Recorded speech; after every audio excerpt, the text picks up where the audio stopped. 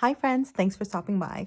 You're here with Midlife Chrissy, and those of you who are new to my channel, I had a devastating November where a house renovation cleared my savings. So this was including a boiler leak with tons of damage, and now I'm feeling really unsafe with my finances. So now I'm in a journey to get my finances in order. And the first thing I will do is one, build an emergency fund of £1,000 and to pay off £8,000 worth of credit card debt. That would surely level me off where I can start building and saving as I had planned beforehand. So to get gazelle intense, I did take on a couple of side hustles this year. So hopefully that will put me in a good financial position when I do start my master's in January. So today I am checking in on my spending for the second week of December and review the debt repayment tracker that I'll be using for this journey. So if that's something that you want to watch, then hang tight, and thanks for watching so far. So to start off with, let's look at my December's budget. And I'll open this up and bring it a little bit closer. There we are. Okay, so for December, my income for 4 income streams came up to £3,791 and 44 pence. My fixed expenses so far, I paid the big ticket items, so that's the rent bills. It fell short of £15, 14.68, because bills came underneath. One of my housemates is managing this, so I always want to make sure I have a buffer just in case, things fluctuate. Apple Music, $5.99 as planned. Etica, that payment did come in. Now, Etica is a lender that works with benefits offered by my main employer. So in this case, I get an Amazon annual subscription if I do enough steps or exercise or log into the gym or check into a gym to earn points. So that would have made us earn the monthly subscription, which works out to be about a tenner a month. So last month, somehow I didn't make it the cut. So it looks like my subscription for Amazon was just partially subsidized. So instead of £10 that I would have paid, I'm only paying £2. So not too bad. So my budgeted, let's move down here.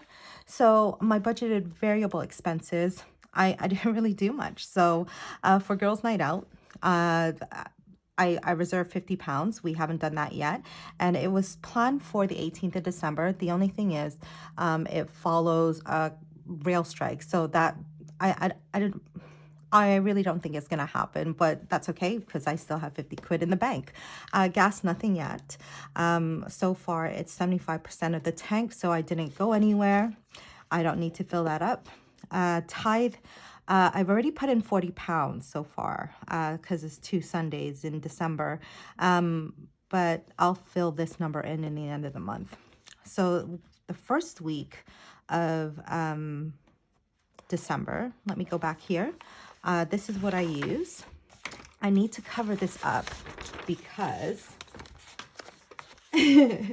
that's how I didn't really, a lot of sensitive data in there.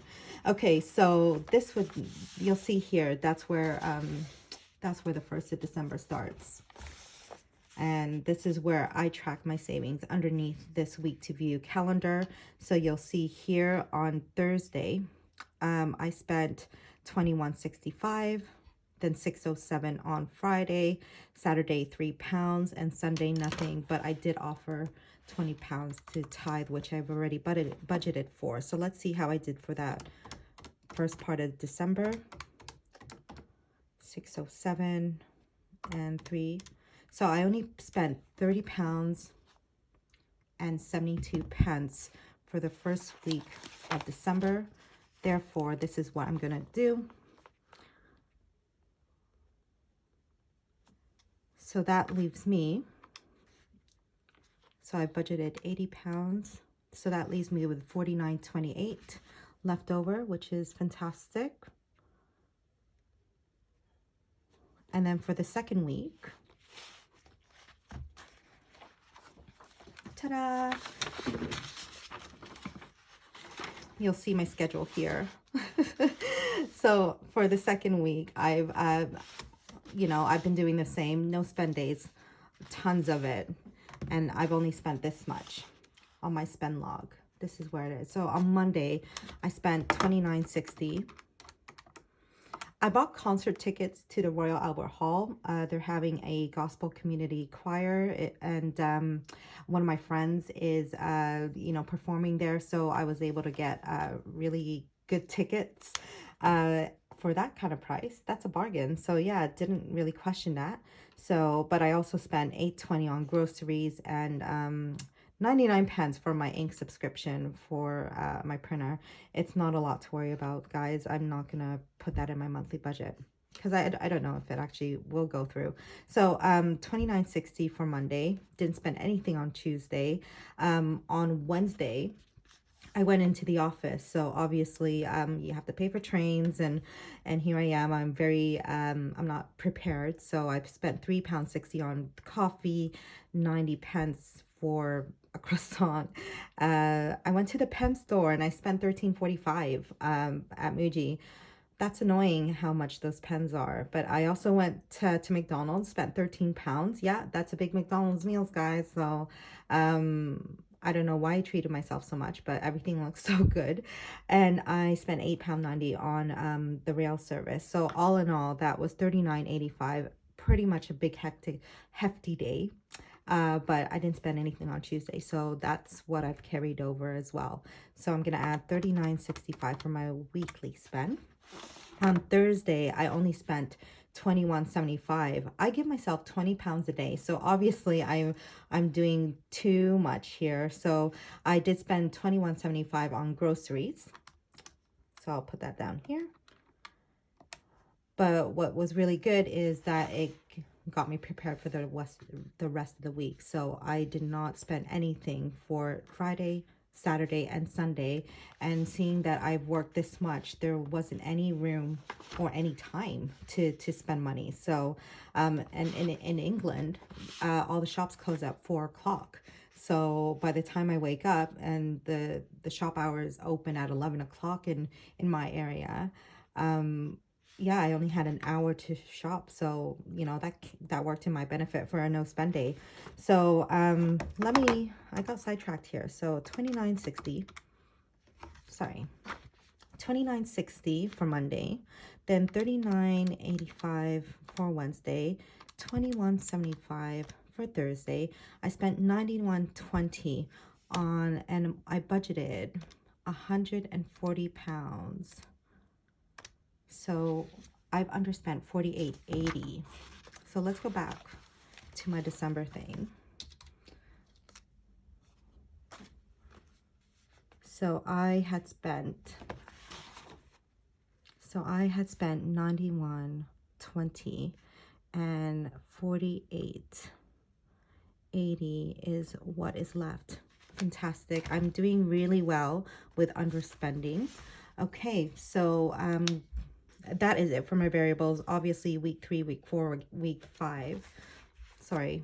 Obviously for week 3, week 4, week 5, I still have some money left over to enjoy a couple concerts and buy things if I needed to, and not go too mad though. So going into here, this is my investment flat here. You can see that none of the payments went out for mid-December. So my mortgage is £350, $349.93. Ground rent, it's an annual rent that I have to pay every year just to get the grounds of the area looking tidy and no garbage around, so that covers it. Floors, I have to pay for that because all the floors were rotten in my flat, so I have to pay for those to be done again. And the remedial works for the downstairs flat, because there was the leak caused some damage for downstairs, and I'm responsible for that. So none of those payments came out yet, but you can see here I need £1,074.93 in the bank to cover all of that. Whew. I think that's going to come out in week 3 or 4. Yikes. Okay, for savings, I already put my money away, which is great. So I put in £50 for MOT, which I know is going to be in January. A haircut, £50 away for January. And my emergency fund, I put in £400 towards my emergency fund this month. And let me just show you my tracker for my emergency fund. Ta-da! I made a jar. I made a jar. So you can see here that my goal is £1,000. And I just thought, you know, it'd be fun to do something visual. So I put down here that I paid £400 on the 3rd of December there. I might do something for sinking funds though. So going into, excuse me. So going into debt repayment, so you can see here with PayPal, my minimum payment this month is $8.92, HSBC $62.05, and Virgin £67. Now with these numbers, I think I just probably panicked and just put, I'm going to put £300 away. But what I actually did was reflect on it, and I've done some maths here. So I'm going to show you my tracker here, and what this is. It's a nice summary sheet of my progress. So the first thing is I wanted to list it where it's the smallest to the largest, and then you can see your total right here. So my PayPal balance is £709.15. I think I spent a couple of I did some spending for Black Friday, which is why it's increased since my last my debt confession. But I've put in $72.08 for that, which leaves me a balance for £637.07. HSBC, I currently owe £2,732, and I put $45.95 in there, which leaves me a balance of £2,686.19. For Virgin Credit, I owe £4,276.02, and I put $45.94 in there, which brought the balance down to £4,230.08. And in total, what I actually owe for credit card payments is £7,717.31, and last week's payments made it down to £7,553.34. So I hopefully, with all this underspending in here in the following weeks, with all the underspending here, I can put a really big chunk onto my credit card payment. So that I'm looking forward to, which means that I can have a really good January where I would have paid the remainder of my my emergency fund, which is here. I could pay the remainder of that and then leave the rest by paying off some of these.